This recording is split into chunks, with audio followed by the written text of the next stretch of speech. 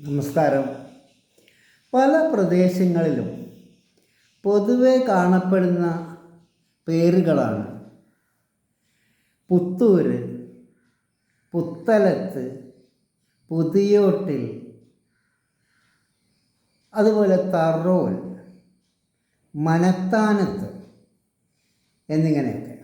ഇതുകൂടാതെ കിഴക്കേൽ, വടക്കേൽ, തെക്കേൽ, പടിഞ്ഞാറേൽ എന്നിങ്ങനെയും സ്ഥലപ്പേരുകൾ ഉണ്ട്.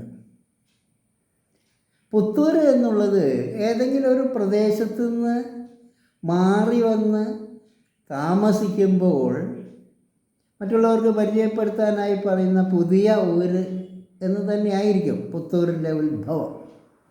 അതുപോലെ പുത്തലത്ത് വരുന്നത് പുതിയ സ്ഥലത്ത് എന്നുള്ള അർത്ഥത്തിലാണ് പുത്തലത്ത്. അതുപോലെ തന്നെ മറ്റൊന്നാണ് മനത്താനത്ത്. മനത്താനത്ത് എന്നുള്ളത് ഒരു പക്ഷേ പ്രദേശത്തിൻ്റെ പ്രാധാന്യം കൂട്ടാനായി പറഞ്ഞു വന്നിരുന്ന ഹൃദയഭാഗത്ത് എന്നുള്ള അർത്ഥത്തിൽ മനസ്ഥാനത്ത് എന്നാവാം. വേറൊരു വാക്കാണ് തറോൽ. തറോൽ എന്നുള്ളത് നമുക്കറിയാം, തറമേൽ പണ്ടെപ്പോഴോ തറയിട്ട അല്ലെങ്കിൽ തറമേൽ പടുത്തുയർത്തിയ വീട് എന്നൊക്കെയുള്ള സ്ഥലത്ത് ആ രീതിയിലാവും ആ പേര് വന്നിട്ടുണ്ടാവും. ഇതുപോലെ തന്നെ കിഴക്കേൽ, പടിഞ്ഞാറേൽ, വടക്കേലൊക്കെ തന്നെ ഏതെങ്കിലും ഒരു പ്രത്യേകതയുള്ള സ്ഥലത്തെയോ അല്ലെങ്കിൽ കെട്ടിടത്തിനെയോ ഏത് സ്ഥാപനങ്ങളെയൊക്കെ കേന്ദ്രീകരിച്ചാവും പേരിട്ടിട്ടുണ്ടാവുക.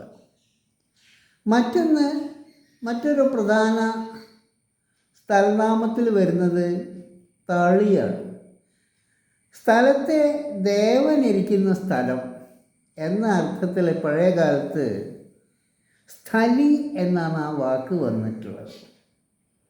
സ്ഥലി പിന്നീട് പറഞ്ഞ് തളി എന്നതാവാനാണ് സാധ്യത.